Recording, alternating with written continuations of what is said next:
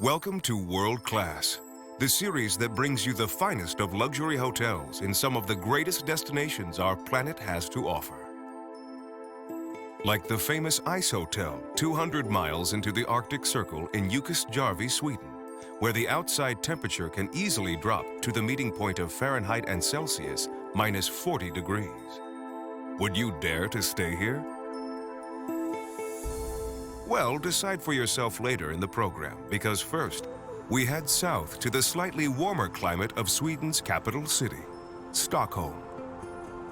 Known as Nordic Venice, this truly is a city of water, for it's built on 14 islands that are all linked by more than 60 bridges.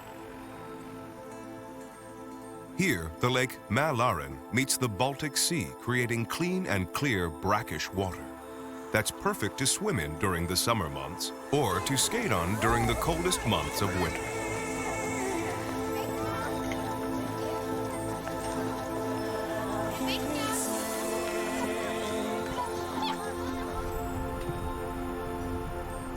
One of the thrills of this region is the surrounding archipelago of more than 24,000 small islands, islets, and skerries that attract 17 million visitors a year. The only way to fully experience this incredible environment is to take one of the many cruises offered. You'll find trips ranging from a couple of hours to a few days at sea. All are easy to book from the many operators in Stockholm itself. We're on board the Birka Paradise, which offers its own paradise beach with an artificial sun that you can actually get a tan from. Thankfully, the UV rays are heavily filtered for safety. Back in town, we met Stockholm guide Karina Hiller, who is passionate about her city. It's a world-class destination because we have fantastic hotels, we have very good and very high-class shopping.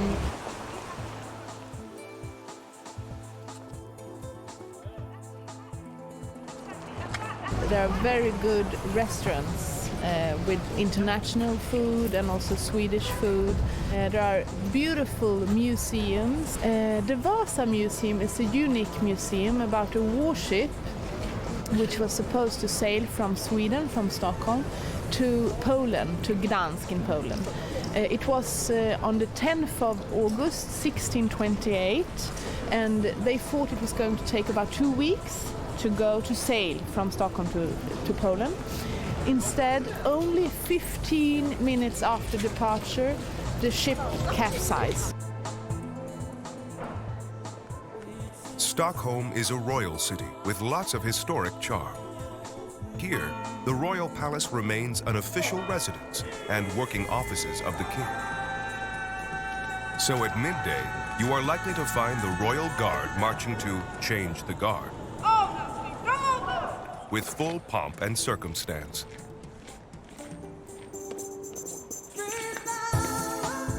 The Old Town, or Gamla Stan, dates back to the 13th century and is where we find our featured hotel for Stockholm, the Victory Hotel. The hotel is situated in the heart of Stockholm, close to the Royal Palace and the Nobel Museum and everything, so it's a prime location. We totally converted this building from 1640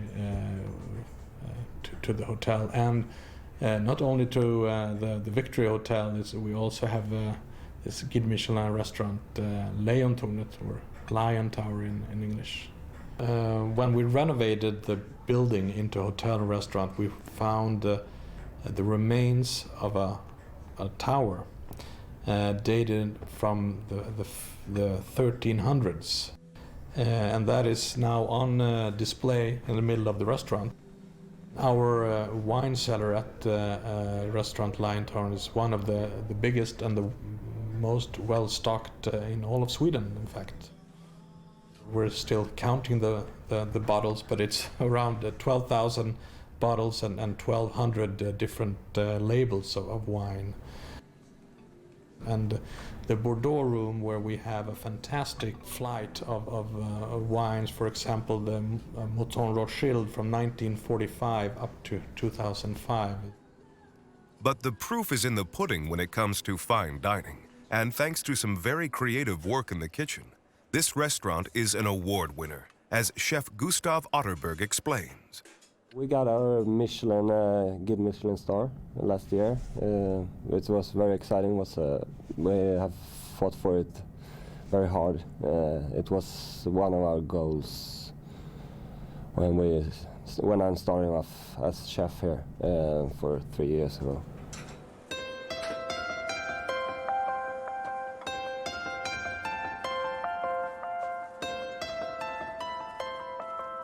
In Sweden, we don't have an own cuisine, actually. It's very much inspired by France and Germany and so on. And we are trying to actually do our own kitchen now. One of my favorite combinations is raw meat and oysters. We have it very often here with a veal, raw veal, and some crispy brisket of veal and potatoes. Just that simple, and just buttered oyster sauce to it. It's very nice. Very simple, very elegant flavors. Just a few flavors as well, not so many combinations. As with most things in life, simplicity is the key. It seems this boutique hotel keeps that motto in mind. For it has also just won a Condé Nast Traveler Gold List Award as one of the best places in the world to stay. Despite its small size, the hotel has a simple but unique spa. You know, Swedish, we're kind of crazy. You know, we try to simulate this ice to jump in. You know, usually in Sweden you go to the sauna. You going to mug me? I'm not going to mug you. Is that gorgeous or what, eh? And I believe I can run a decent marathon. Thank you very much. Download Veely now. And you cut a hole in the ice in the lake and you jump in. So we try to simulate that with a sauna and with a cold water plunge pool.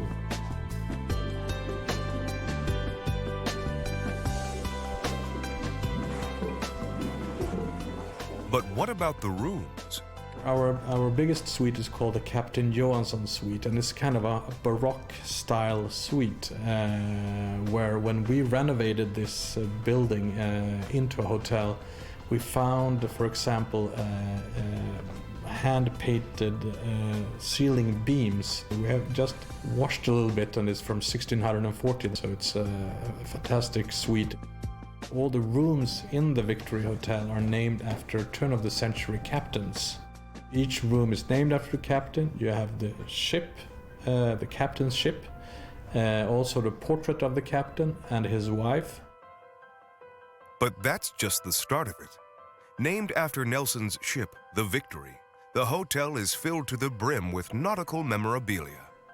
Here you'll find intriguing relics that include artwork created by 18th century sailors, model ships, navigational instruments, and many figureheads. It's well worth exploring its vast collection, which is on show in all of the public areas. But of all the famous seafarers, why choose Vice Admiral Horatio Nelson, who was famous for winning the Battle of Trafalgar? Why Nelson? It's my father that started to collect antiques. He bought a Lord Nelson figurehead like 50 years ago. And he started to collect all these antiques related to Lord Nelson and Lady Hamilton. Rickard's father, Gunnar, has many favorites, like this rare figurehead of a ship's owner showing off his wealth with his bulging wallet. We have an original letter written by Lord Nelson to his love, Lady Hamilton. And this was dated, I think, 1801. But does Gunnar mind sharing his finds? We were very happy, all of us, that we could show it for hotel guests and other people who visit us. So, a lovely story. A family-run hotel in Stockholm that's truly world-class. A 90-minute flight north of Stockholm brings us to Kiruna, a remote town 200 kilometers into the Arctic Circle.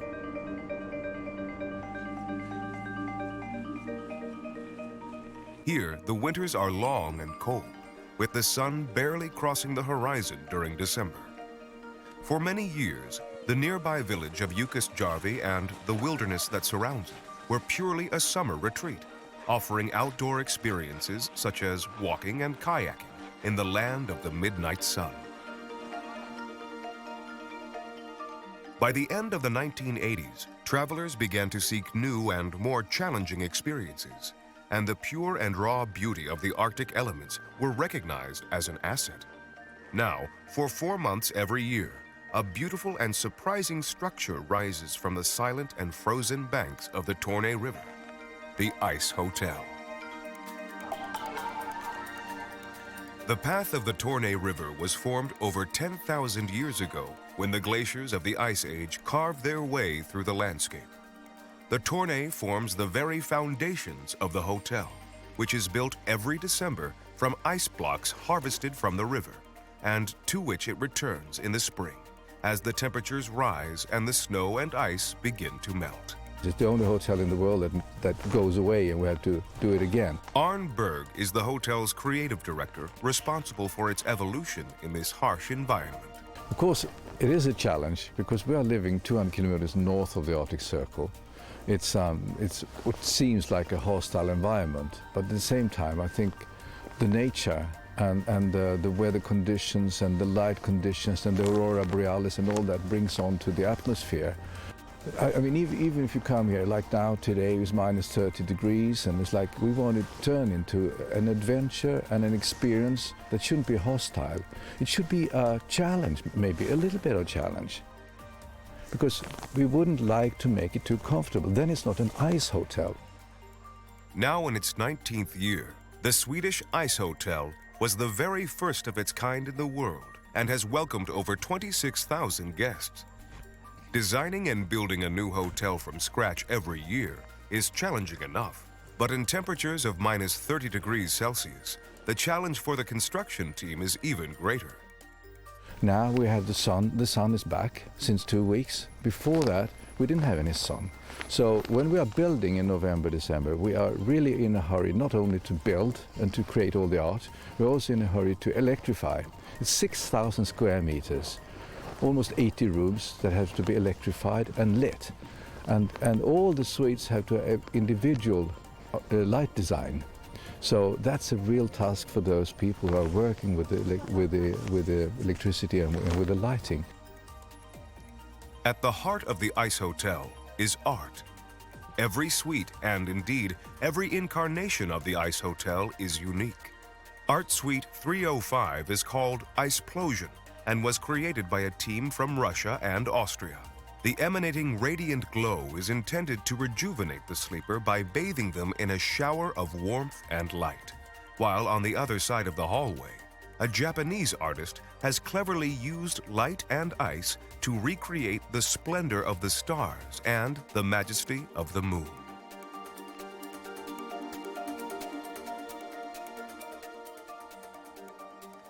To sleep in a room made of ice and snow is a surreal and captivating experience. They stay one night in the ice hotel in the cold accommodation and a couple of nights in warm. And before their night in ice hotel, they might be a little bit nervous, but still very excited. And most people are kind of surprised in the morning when they wake up because they've slept really well.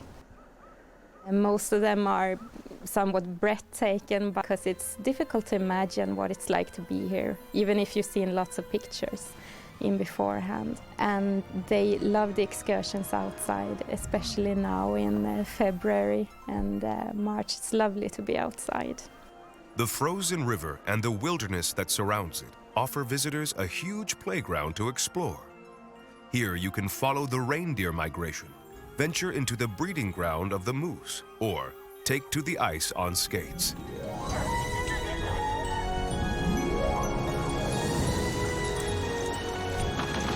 Another popular activity is dog sledding. These Alaskan Huskies outnumber the humans in this part of the world and seem to be most at home when pulling a sledge through the deep powdered snow.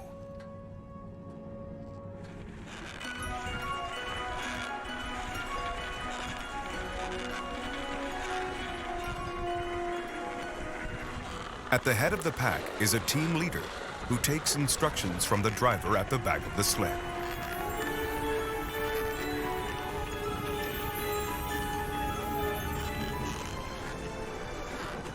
Being pulled silently through the snowy landscape by these powerful dogs is a mesmerizing experience.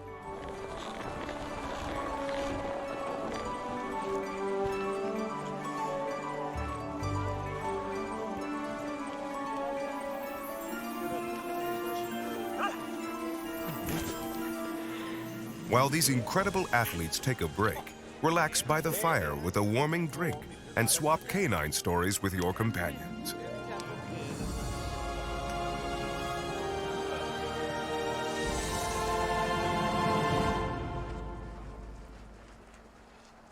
Most visitors to the Ice Hotel come for 2 or 3 nights, spending one night in the Ice Hotel and the rest of their stay in the nearby warm accommodation.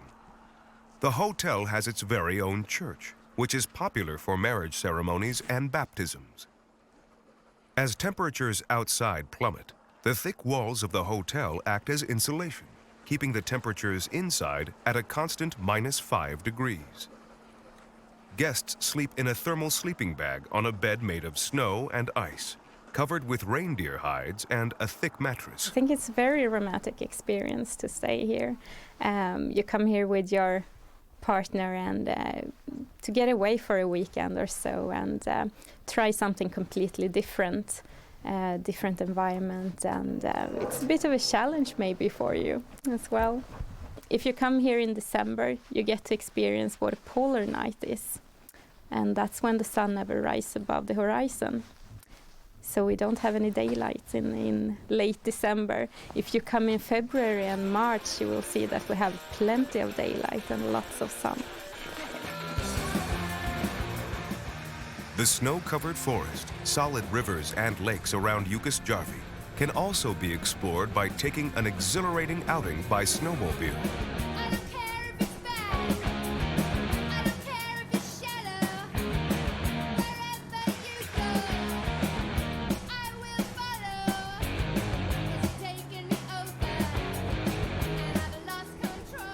You don't need any prior experience to take the hour-long excursion across the layers of powdered snow covering the ground. Just a sense of adventure.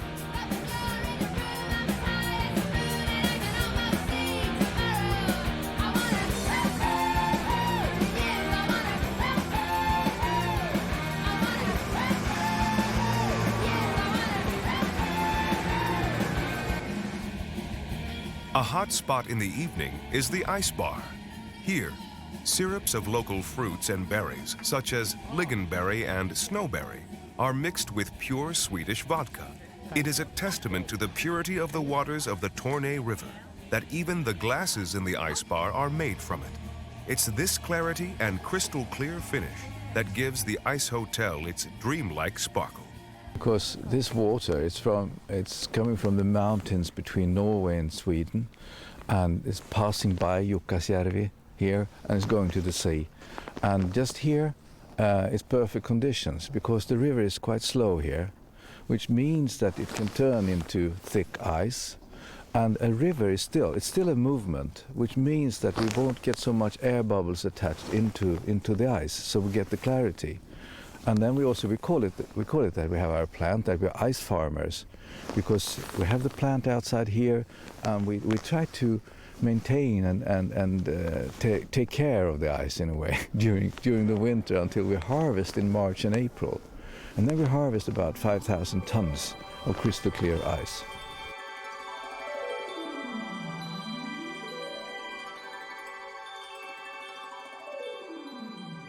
We really put a lot of effort that we want to have new creation. We want to see the boundaries of what is possible in art and design to do in snow and ice. That's why we invite so many artists, and that we make a blend, a mixture of experienced artists, those who've been here before, and those who are rookies. They've never been here. Maybe they haven't seen snow.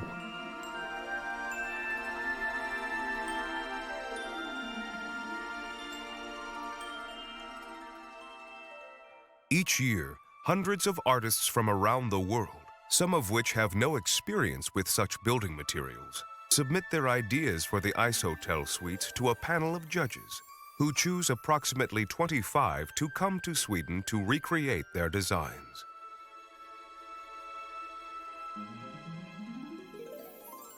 I find every year amazing what we have seen on sketches. When we look at the sketches that the artists send to us, and then we see they come into reality. And some might not turn out to what you saw on the paper, but some turn out to something better and so on. And we always want to do new stuff, but you know, some things have to come back. We used to have a chandelier every year, one chandelier, and then last year we didn't have any chandelier because we said, hey, let's change, let's not give everyone what is expected. But there was such a people were very disappointed because they've seen it on pictures or maybe television or something. So my reaction to that was that let's do the revenge of the chandelier. Let's let it come back. So we made 4 chandeliers in the Crystal Hall. And then the other thing is that we always have column. That's both decorative and it's a supporting thing because we need it for the big hall there. So, but I wanted we wanted to twist it to make it like, so it should be a moving, dancing columns in a way. So we made models and sketches and then we came up to this solution. The ice hotel melts and begins its return to the river from which it came in April each year, completing its cycle of life and leaving behind only memories for its guests and inspiration for the design team.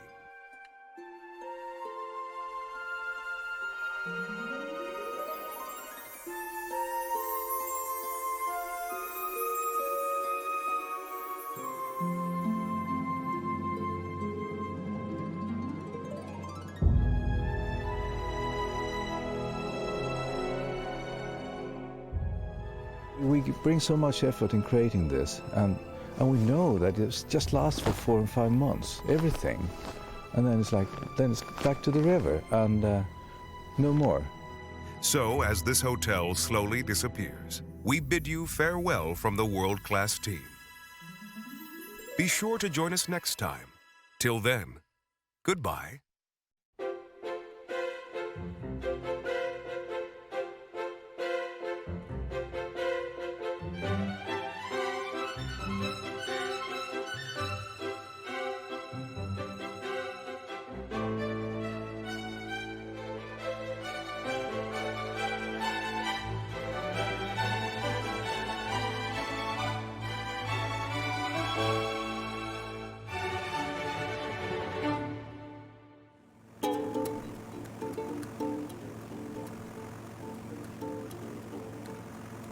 Ah, Bora Bora, a destination so beautiful they named it twice.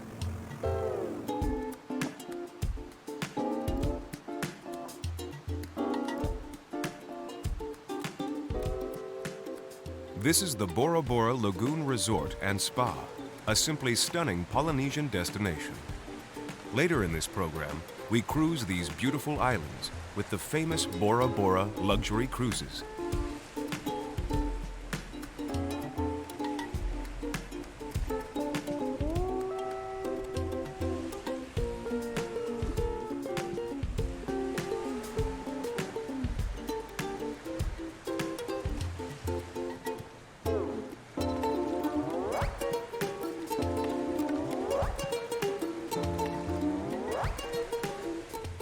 The attention to detail here is meticulous. In the morning, just having breakfast delivered is an experience never to be forgotten. The resort has 44 of these outwater bungalows in 3 separate villages. Built with privacy as a key consideration, each bungalow is furnished with a king or 2 twin beds and a private deck from where steps lead directly into the lagoon.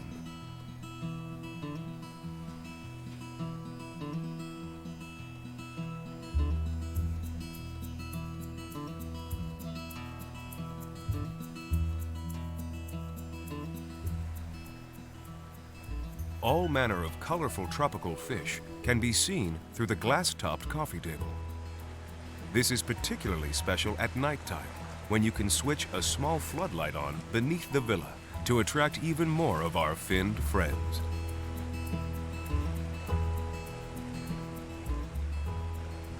Having the ever-changing view of Mount Otamanu in Bora Bora itself, from this private island of Motutupua, is really what makes this resort so very special. Snorkeling, sunbathing, or just reading a book in a shaded hammock are all wonderful pastimes in this glorious tropical climate, where the moderately high temperatures of 86 to 90 degrees Fahrenheit are tempered with a lovely cool sea breeze.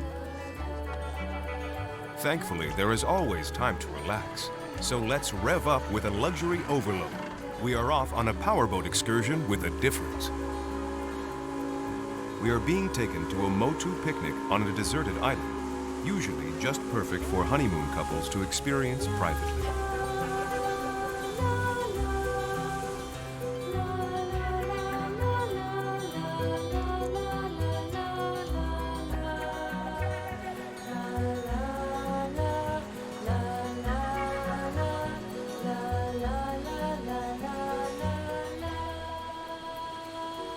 These lucky people are about to indulge in silver dream service in the sea.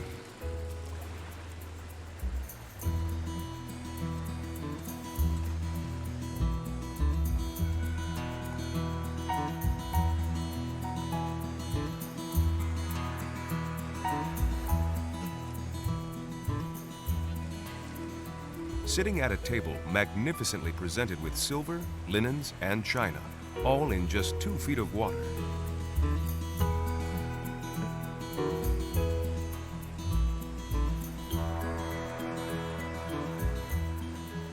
It's all very romantic, but it's time to leave them on their own.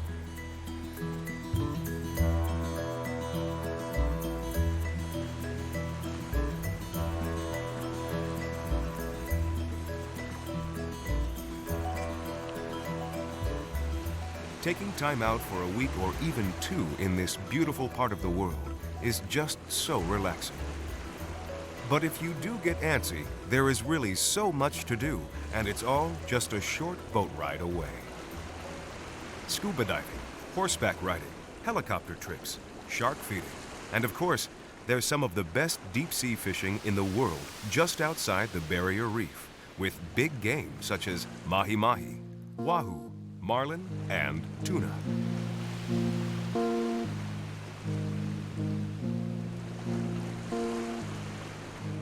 Or, of course, you can simply relax in the resort's lush tropical grounds, just teeming with all sorts of flora and fauna. In fact, more than 20,000 plants can be found on the garden walkways in the resort's 12-acre grounds, where I discovered this 2-bedroom villa just steps away from the beach.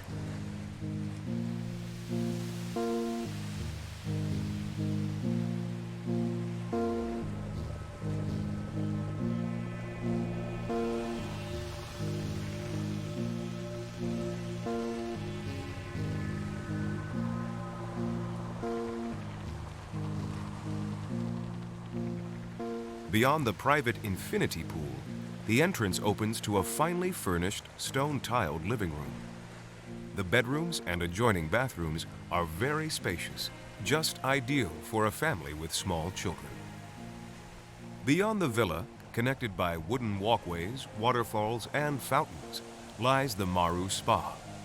It houses 6 treatment rooms on the waterfront, or perhaps most impressively, 12 feet above ground, in the branches of 2 40-foot caoutchouc trees.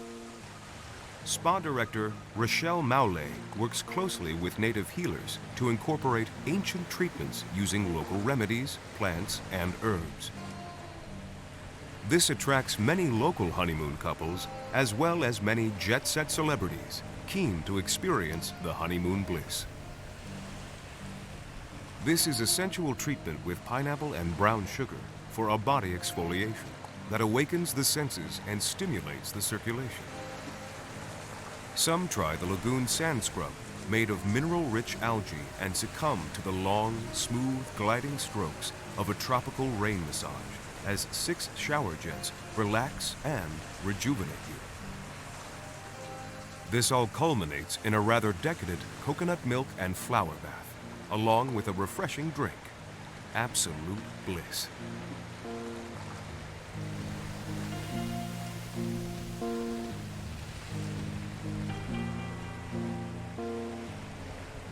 But should you have a yearning to explore the mainland yonder, why not try a voyage of discovery in a 4x4 safari?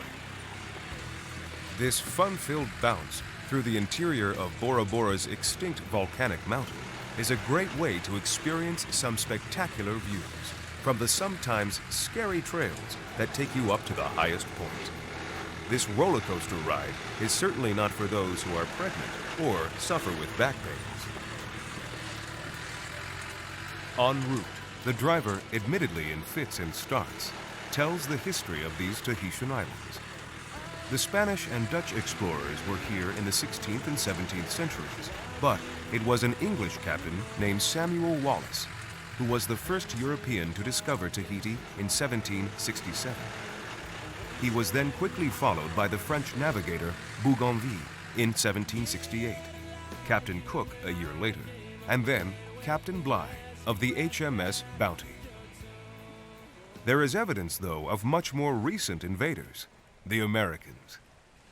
The guns were placed here to protect the islands from the threat of Japan, but were never used in anger.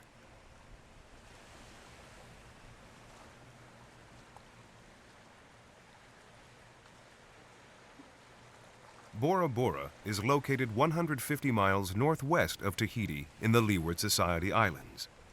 It belongs to French Polynesia, part of 118 islands stretching over 1.5 square miles of the eastern South Pacific. These islands also include the Gambier Islands, the Marquesas, the Tuamotu Archipelago, the Australs, and both the Leeward and Windward Society Islands. Bora Bora is actually one main island with just over 4,200 residents. It is surrounded by a number of offshore islets, motu, including Motu Tupua, on which the splendid Bora Bora Lagoon Resort and Spa is situated.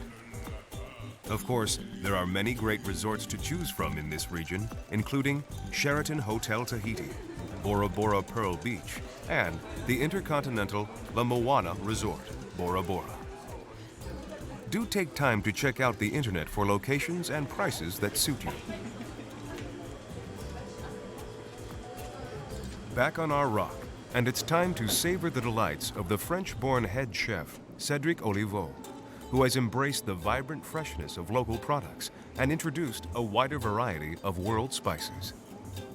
Oliveau finds his inspiration in the colors of the islands.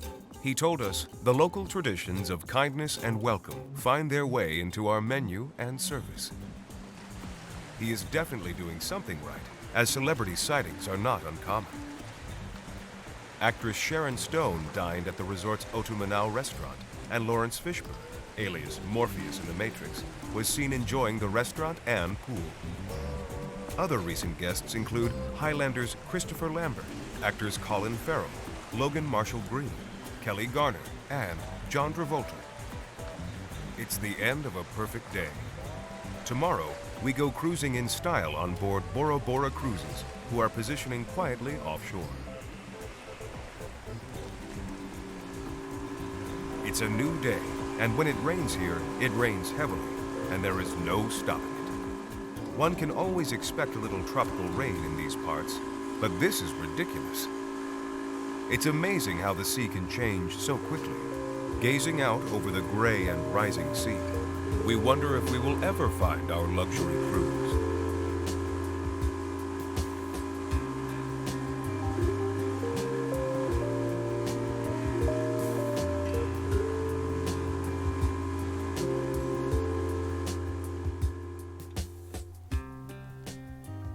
With the storm still settling outside, let's explore more of this luxurious yacht. Stark and Kenzo cohabitate in harmony with pieces especially commissioned by local artists, creating an ambience that is both novel and surprisingly attractive. The tiniest of alcoves, the smallest of corners, each shelters gracious statues and majestically carved tikis.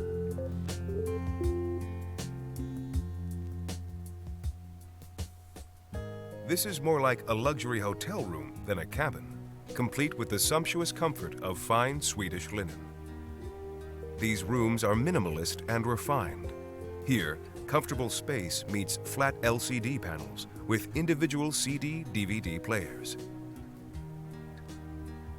Just feel the stress and strain fade away with a massage either in the spa or on deck, weather permitting.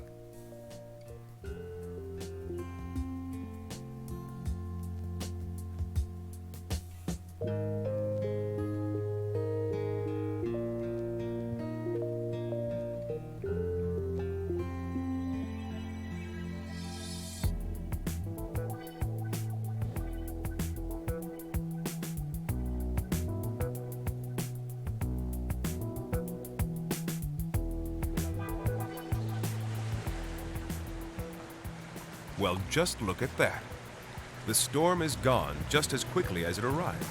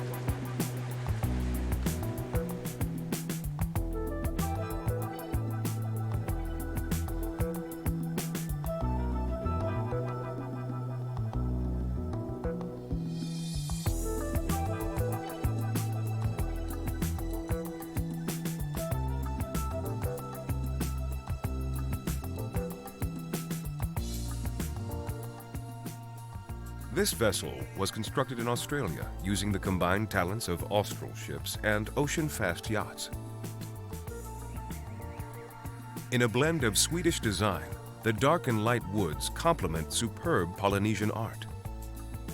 With surroundings on board like these and the ever-changing scenery at every vista, this is a wonderful way to relax and de-stress.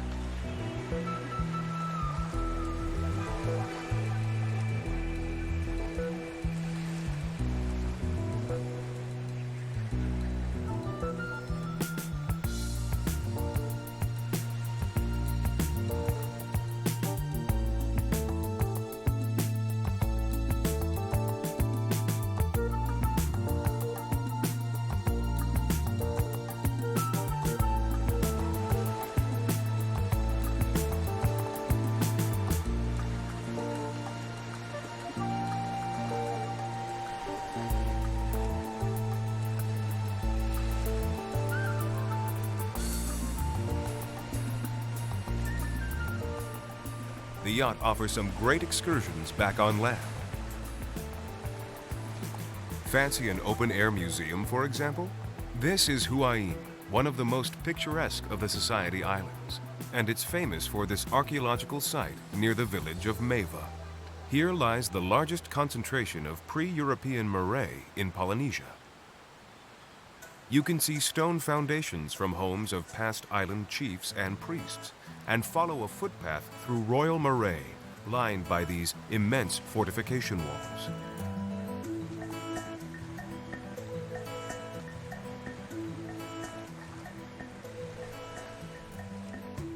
But this island is really famous for one thing: black pearls. It's mainly the leeward islands of French Polynesia of Tahe, Hua-Hin, and Raiatea that operate pearl farms. So it's a quick island hop to the Isle of Raiatea, where a visit to a pearl farm makes for a very interesting few hours. Here you can learn how the whole process of black pearl farming in French Polynesia is done. The process to make a pearl starts with a nucleus. It's a little ball made of a shell, a freshwater shell, that you introduce in the gonade, the sexual organ of the shell. And that wouldn't be enough to make a pearl. We have to put a piece of the lip, the black lip that makes the colors of the shell. In the younger shells, you see all the bright colors you have. So we select the young shells and cut the lip. When we see that it's very colorful, you have some that are more You see more green, more pink. They have some beautiful colors. So we select one with nice colors. Let's say we're going to try to make some green. We're going to cut the little piece in a shell like that and put inside. And that piece of lip is going to make the color of the pearl, not the shell that the pearl is inside. And here's two we prepared earlier. The end result of 4 years of patience and passion. Most Tahitian black pearls are not actually black, but are actually silver, gray, or charcoal.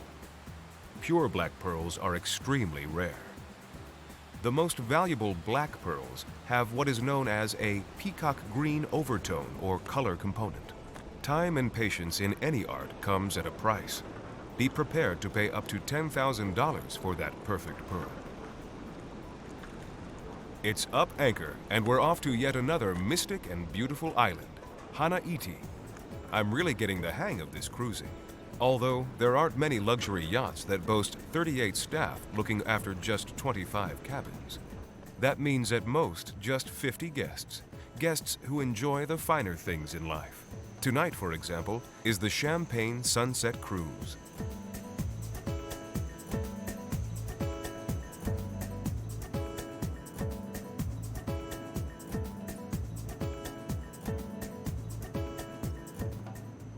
Meet Tavita, our tattoo specialist in beautiful and instant Polynesian art. Shame in a way that it's only henna and will disappear in a few days, unlike the art on his unforgettable face. One thing's for sure, you won't miss Tavita in a crowd. Almost as if part of the service, is this the sunset you ordered, sir? The horizon fills with a blaze of saturated colors as the sun sets across the lagoon. It's early next morning. Well, not too early, of course. And we have dropped anchor for Hana Iti for yet another day of, well, nothing really, just pure relaxation.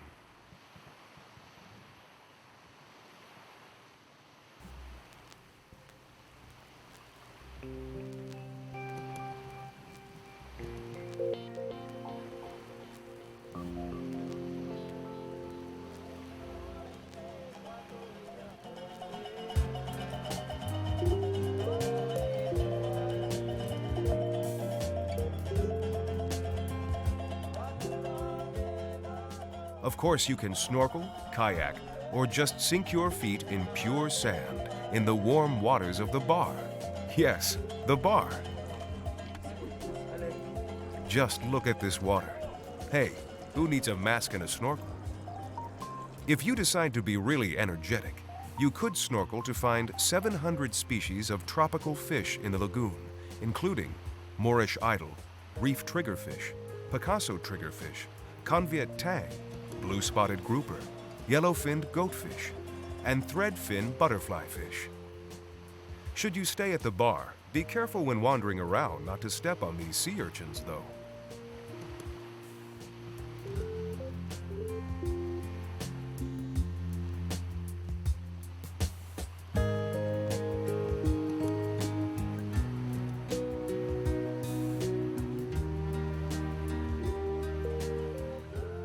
It took explorers a long time to discover Tahiti and all of her islands, but I'm so glad they did. Sometimes I feel like a modern-day explorer working hard on your behalf. Yes, you, the viewer, just sitting there in the comfort of your armchair to find out if Bora Bora gets our world-class stamp of approval. Well, of course it does. The beautiful islands have plenty to offer, as well as sun, sea, and sand. But you know what? It's time to spend just a few days more back in the Bora Bora Lagoon Resort, just to make sure we got it right.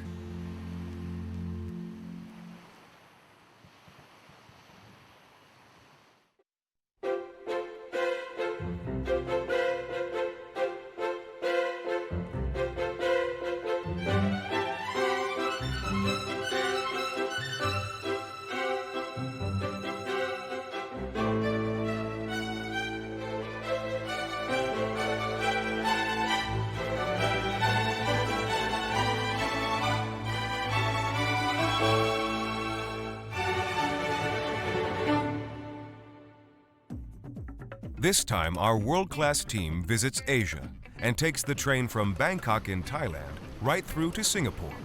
But not just any ordinary sleeper train, the Eastern Orient Express, the ultimate luxury travel experience.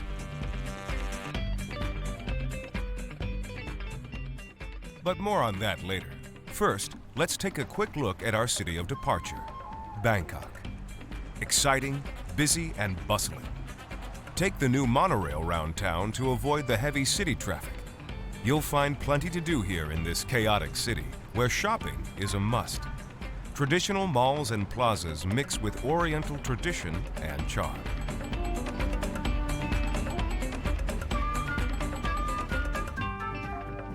The banks of the Chao Phraya play host to the very best hotels in town, including our stop for the night, the world-famous Peninsula Hotel. This stylish hotel boasts suites with plasma TVs, Wi-Fi, and jacuzzis. But best of all are the remote control curtains that you can open from your bedside panel to admire the river view from your pillow's perspective. The hotel has just opened a new luxurious spa with Asian treatments and massages designed to relax you after a hectic day of shopping. Beautician manager Karen Robson is always on hand to tempt you into a mind, body, and soul experience. We have a large range of treatments at the spa, from very basic treatments to our very advanced treatments with an Ayurvedic philosophy.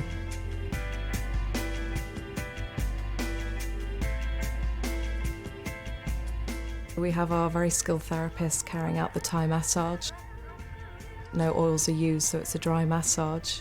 And working a lot of rock and rolling movements, a lot of pressure, lots of stretching. At the completion of this treatment, you can feel either extremely relaxed or totally energized, and your whole body can feel totally mobilized.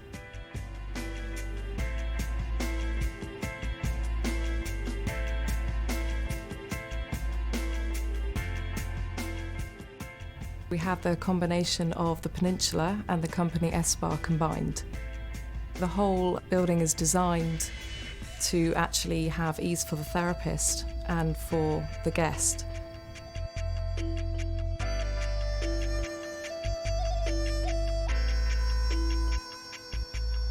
All of the restaurants in the hotel offer light and delicious well-being meals to complement the spa treatments, with many of the ingredients quite literally hand-picked by the chef.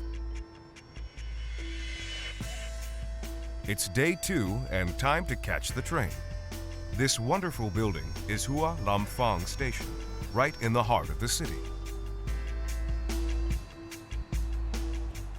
Trains have always been the fastest and most convenient mode of transport in Thailand. From a travel point of view, it's really wonderful not to have a 2-hour drive to the airport, but also a huge relief to avoid all of the check-in queues and endless airport security routines. Locals and visitors watch with delight and intrigue as the Oriental Express gently arrives on Platform 3 in all its splendor.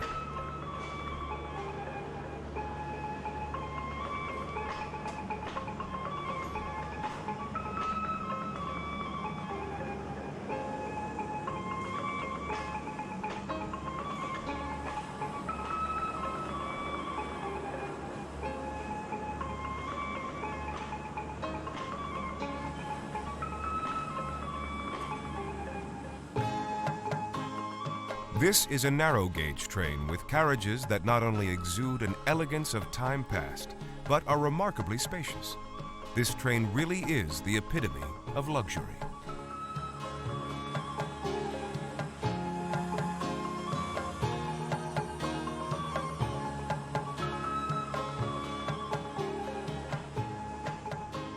Check-in procedures are both quick and efficient. This really is an example of find your train, check your bags with a porter, and go. Marvelous.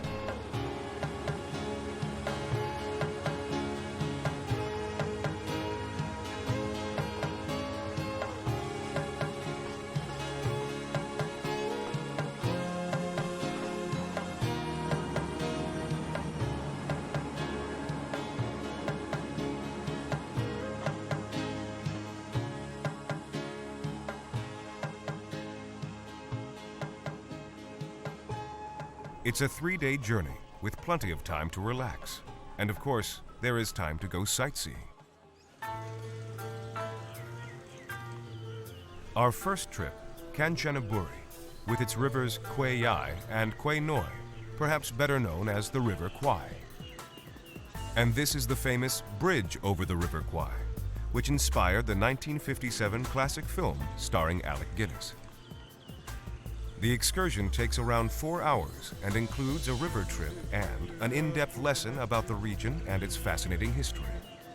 We learn of the toil and trouble of Burma's railway construction in the early 1940s that became a deathly race against time. It was an incredibly tragic story, with some 280,000 laborers forced to build 258 miles of railway. 100,000 of the workers were prisoners of war.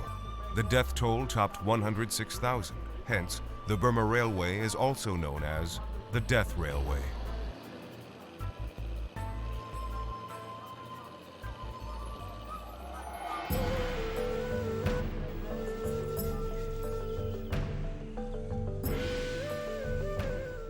Back on dry land, there is plenty to see, including a small museum that illustrates the hard and near impossible conditions the workers faced. It is also here at Kanchanaburi where the largest POW cemetery is placed as a stark yet silent reminder of all of the atrocities that took place in the 1940s. The Japanese army had 2 rail regiments, the 5th and the 9th. Now they used the prisoners of war and the Asian labourers to form the rail bed, but the actual laying of the rails was supervised by these 2 Japanese rail regiments. And okay, they used prisoners of war to do the heavy lifting, but the actual engineering of the whole thing was done by the Japanese army, who had experience in just this thing.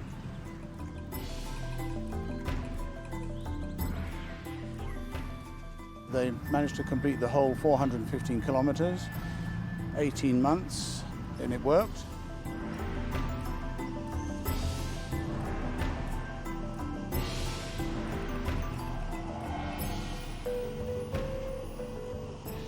It was a recipe for disaster, really, from the very beginning. I mean, okay, they had to get through to Burma to cut this military supply route to Chiang Kai-shek. In those days, certainly Kanchanaburi was just a jungle province, just a few odd villages, all self-supporting. You know, every family had 2 or 3 pigs, 10, 20 chickens, a little bit of rice.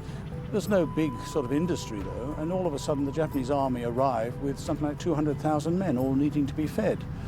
Where were you going to get the food from? And even if you did get the food, how were you going to get it into the jungle? There weren't any roads, there were just elephant tracks. Okay, so they used the river, but in the wet season the river was very high, and in the dry season basically the river disappeared, so you couldn't get the boats up or anything like that. So yeah, most of the men that died of malnutrition. It's a somber but educational experience. The story today is so hard to believe, but the evidence of suffering and death lies here as a constant reminder to mankind that war should be avoided at all costs.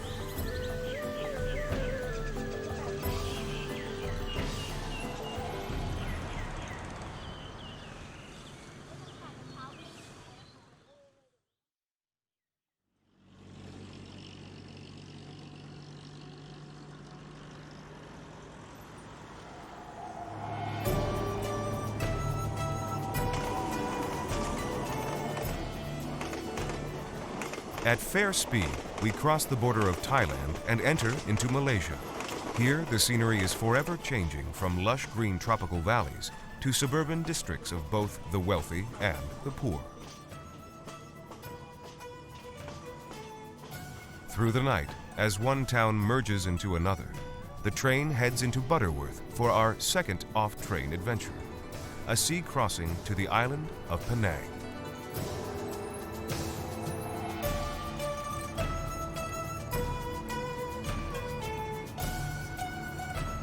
Nicknamed the Pearl of the Orient, Penang is the second smallest state in Malaysia and is officially recognized as having the most unique cultural architecture in Southeast Asia.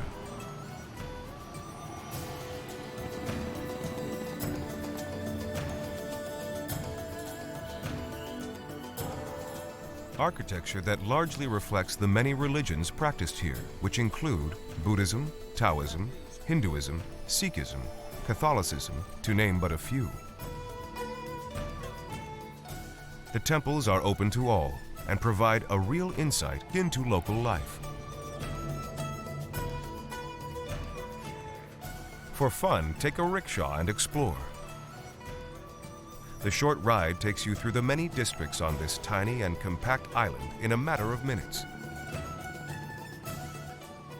Its population has an ethnic blend of Malay, Chinese, and Indian, so the food is a mixture of curry, noodles, and seafood.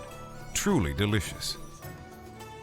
So good, in fact, that Time magazine voted the region as having the best street food in Asia.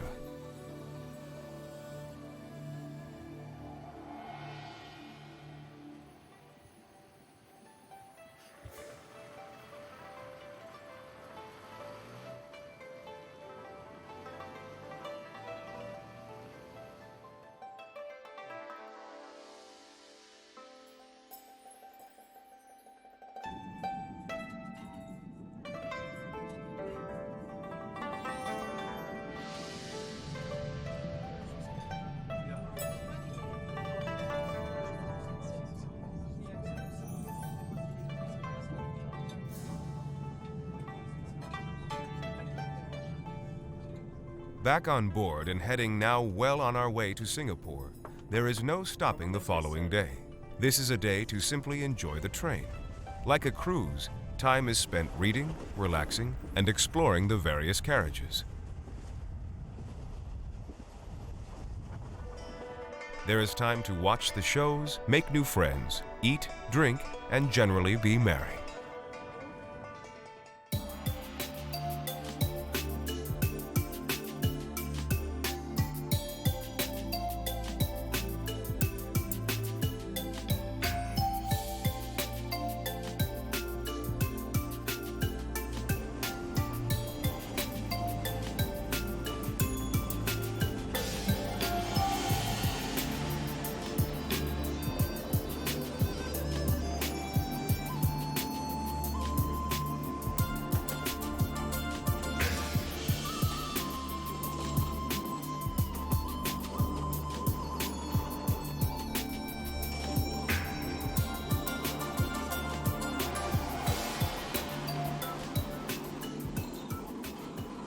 Train manager Ulf Buchert has worked on board for years and believes that traveling by rail is the most exciting way to go. Arriving into a city by train gives you really this anticipation that you really visit that city. So you have first the countryside, the suburbs, and then the metropolis. Unlike on an airport, where you actually arrive somewhere far away from the city and have to have an expressway transfer until you reach the city. By train, you're smack in the middle. You're right there in the heart of the city. It arrives in style, but of course, you travel in style too. We have actually three different types of accommodation. There's the Pullman, which is a traditional Pullman cabin, an upper and lower berth.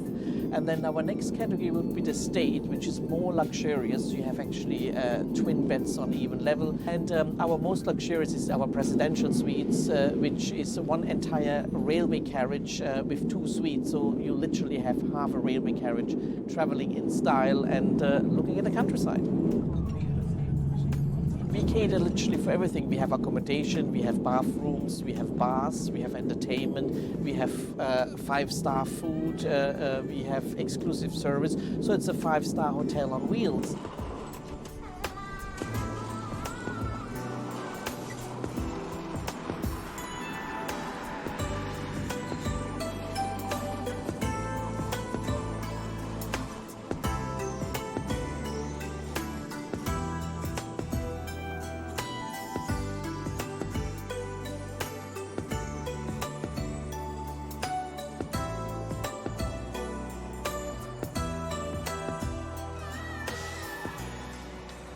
Our five-star hotel on wheels arrives in Singapore, on time, of course. So, sadly, it's time to say goodbye to the people that have become more friends than staff.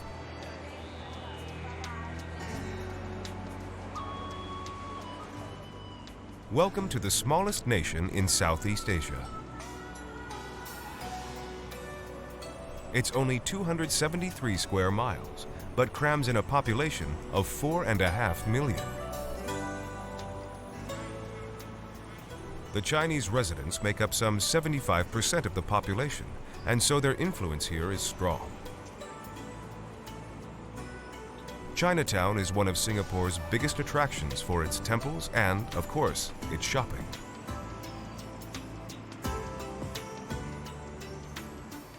This wealthy country has prospered from electronic production, tourism, and, of course, its financial services, and so boasts around 177 billion of foreign exchange reserves.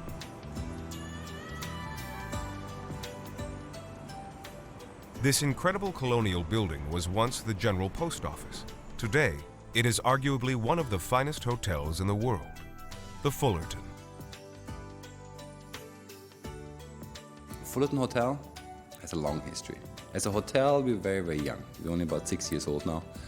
The building itself was built as an icon in 1928 and was housed the General Post Office of Singapore. We refer to our hotel as Singapore's own masterpiece in many ways. On the outside, we're graced with this historic facade, massive Doric columns, while the inside we're very, very young at heart. You can see this when you walk in our hotel, the balance between light and color, the interior design is a very, very special blend in terms of architectural design. It's a very unique hotel compared to many other hotels around the world. We're sitting right at the mouth of the river of Singapore. Actually, that's where the city was founded. We're surrounded by water, which is in the Asian element, in feng shui, it's very, very good. We have water everywhere. We're surrounded by the ocean, by the river. We have a huge koi ponds with 88 kois. It's our signature koi, so it gives us a lot of luck and fortune. And we have wonderful staff who take service to a completely new level, very personalized and beyond the extra mile. We're not a cookie-cutter hotel, so to say.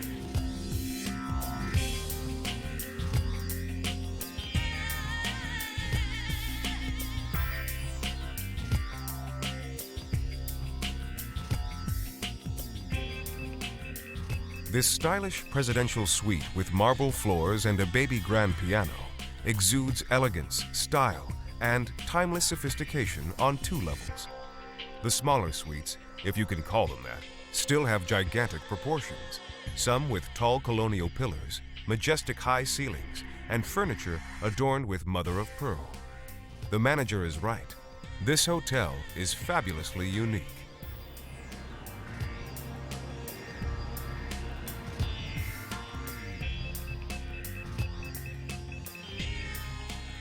Singapore is a shopper's delight, with malls offering familiar luxury brands in cool, air-conditioned surroundings. Outside and back in the heat, head for Orchards Road, with its endless array of shops selling the latest electronic gadgets, shoes, furniture, and cosmetics. Once you have worked up an appetite, you will also find plenty of Western-style restaurants, cafes, and bars to suit all budgets and palates.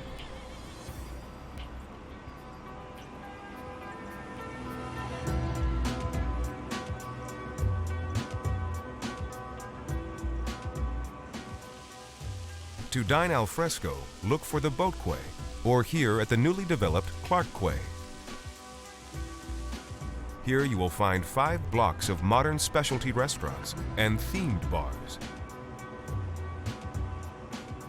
Singapore really is a city with something for all tastes. Of course, that goes for accommodations as well. If the Fullerton was just a little too grand for you, check out and check into the new Majestic Hotel.